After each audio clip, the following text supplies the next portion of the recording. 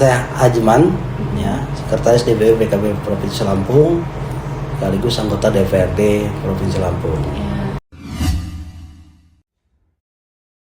Visi misi partai PKB itu adalah mabda siasatnya politik rahmatan lil alamin.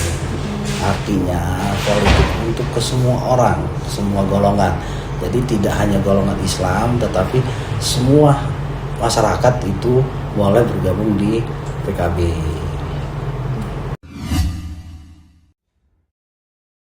Sejauh mana partai ini mengadopsi nilai-nilai Islam dan apa makna Islam rahmatan lil alamin dalam konteks operasional DPW Lampung?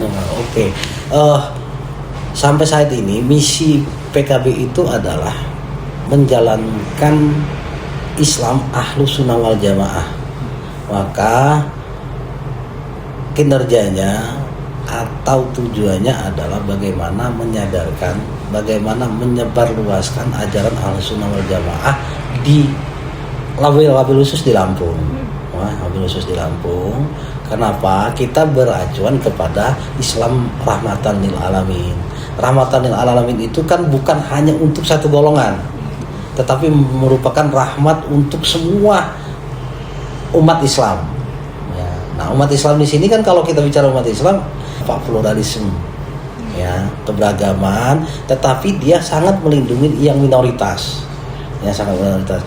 Jadi kita dengan minoritas itu bukan untuk kita musuhi, tetapi bagaimana kita secara agama hablum minasnya kita jaga, ya, kita toleransi, ya, itu Gus Dur. Dan kita misi PKB juga begitu, kita menjalankan amanah Gus Dur, ya, minoritas kita lindungi. Ada kegiatan apa mereka, makanya banyak kita ikut dalam mengamankan, misalnya Natal kita ikut di situ, kegiatan sosial kita bareng di situ.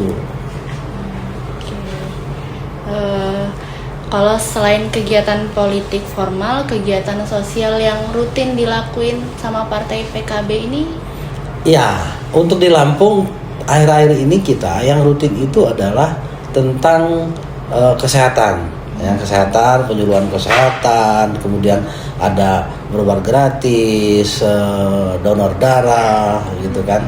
Kemarin terakhir kita di bulan berapa itu saya lupa, ya, itu operasi virus sumbing dan sebagainya. Itu kegiatan sosial yang kita agendakan, ya, menjadi program kerja. Di samping itu memang kegiatan sosial kita PKB itu adalah itu yang bersentuhan dengan masyarakat. Misalnya adanya bedah rumah bagi yang nggak mampu, semampu kita, gitu kan. Apalagi sekarang ada musibah, kita selalu turun untuk membersamai, untuk meringankan masyarakat yang kena musibah. Aceh juga ini berarti ya Pak ya? Iya. Terus kalau tantangan terbesar partai? Tantangan terbesar partai itu adalah menghadapi generasi Z. Iya. Nah, gimana tuh? Kenapa? Generasi Z itu beranggapan bahwa politik itu serem, politik itu jahat, politik itu menakutkan. Nah, makanya slogan PKB itu berpolitik itu ibadah, ber-PKB itu berkah. Jadi generasi Z itu sebenarnya kita advokasi untuk mengerti, memahami tentang politik. Kenapa? Kita ini nggak bisa lepas dari politik. Dari mulai makan, mulai mau tidur, bangun tidur, kan gitu. Ya, politik semua. Makan, hubungannya kita beli beras. Ini kan pengaruh harga beras juga unsur politik. Misalnya, pakaian juga begitu, distributornya mahal, ya politik juga. Politik dagang, politik ekonomi. Jadi semuanya. Makanya tantangan terbesar bagaimana menyuarakan partai khususnya PKB itu untuk mengajak generasi Z untuk sadar berpolitik. Nah, tinggal berpolitik itu yang bagaimana. Nah, kalau kita ini PKB itu malah politik yang rahmatan alamin, berkah. Bukan kita berpolitik itu harus saling menghalalkan segala cara, tetapi kita harus ke jalan yang benar gitu. Dalam PKB kita kenal dengan ada namanya mabdasyasi. Mabdasyasi itu kalau dalam tahun politik itu strategi siasat ya, siasat bagaimana kita mengajak orang lain untuk bergabung ke PKB. Gitu. Terus kan Bapak sebagai anggota DPRD itu bagaimana sih Bapak menyeimbangkan kepentingan partai dengan kepentingan konstituen di daerah pemilihan? Iya, yang jadi masalah bagi kita sebagai anggota DPR ya, sebagai anggota DPR dengan konstituen itu kita banyak berhadapan dengan kalangan-kalangan pondok pesantren. Ya, banyak sekali madrasah, pondok pesantren itu yang tidak tersentuh oleh eksekutif. Kenapa? Karena yang namanya pondok pesantren dan madrasah itu secara aturan mereka beraplikasi ke Kementerian Agama. Nah, sementara Kementerian Agama itu adalah jenjangnya itu adalah vertikal. Nah, pemerintah daerah itu sangat sedikit sekali. Nah, inilah yang jadi tantangan buat kami.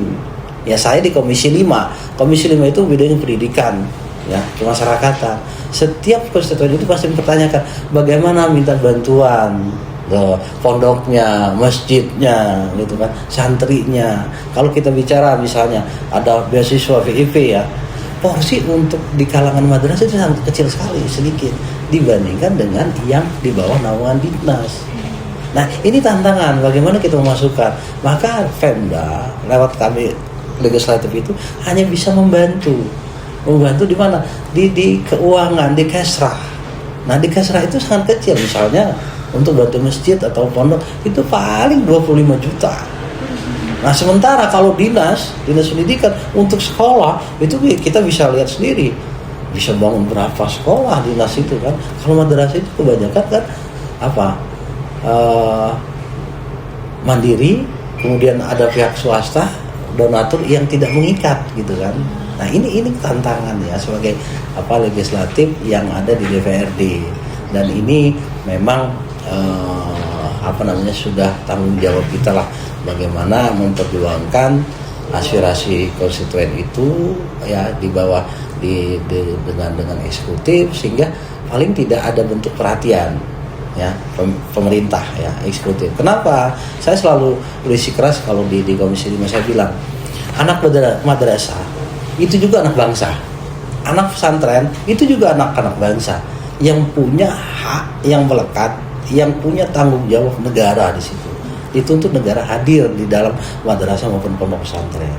Nah, ini yang jadi tantangan sebenarnya.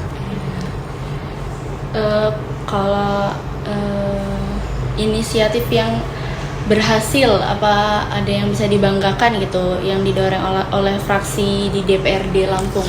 Inisiatif yang berhasil, kita sudah menelurkan perda tentang pondok pesantren. Ya, itu adalah turunan dari undang-undang. Ya, kita sudah berhasil untuk membuat perda pondok pesantren, sehingga dengan adanya perda itu nanti adanya kesetaraan antara pendidikan yang di bawah Diknas dengan pendidikan yang di bawah Kementerian Agama. Ya, wabil khusus itu pondok pesantren. Ya, pondok pesantren itu. Kenapa? Nah, sekarang kita tinggal menunggu pergubnya, sehingga nanti benar-benar misalnya kalau dinas pendidikan itu punya alokasi untuk ngebangun sekolah SMA di provinsi, misalnya SMA 10, ya paling tidak madrasah pondok pesantren itu dapat 5. Nah, ada keseimbangan ya. Itu ya yang sudah kita hasilkan ya. Kalau misalnya terjadi ketidaksesuaian antara kebijakan pemerintah daerah sama janji kampanye, itu bagaimana sikap fraksi Bapak? Iya, namanya pemerintah daerah setiap akan pilkada itu pasti punya janji-janji.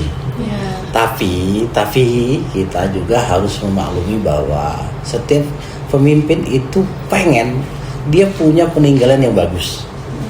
Tapi kita kembalikan kepada anggaran. Kita PAD Lampung itu sangat kecil. Ya, PAD sangat kecil. Jadi kalau tuntutannya, janji-janjinya nggak sesuai, ya kita harus sabar menunggu. Perkenalkan, nama saya Rangga Triadimusi. Saya akan menanyakan beberapa pertanyaan. Apa yang paling Anda ketahui tentang partai PKB ini? Yang saya ketahui tentang partai PKB ini adalah Walau partai ini melakukan kegiatan seperti donor darah, banyak sosialisasi lainnya dari orang sekitar. Oh ya, berarti tahunya dari orang-orang sekitar aja. Iya. Menurut Anda, apakah politisi dari partai ini lebih religius dan amanah? Iya. Iya. Menurut saya partai ini lebih religius dan amanah karena orang-orang kan menjalankan kegiatannya dengan baik dan benar menurut saya. Apakah Anda pernah mengikuti kegiatan sosial dari partai ini? Kegiatan sosial saya sebenarnya pernah mengikuti, tapi cuma satu, seperti ya donor darah lah. Oh ya, yang diselenggarakan dari partai ini gitu. Ya.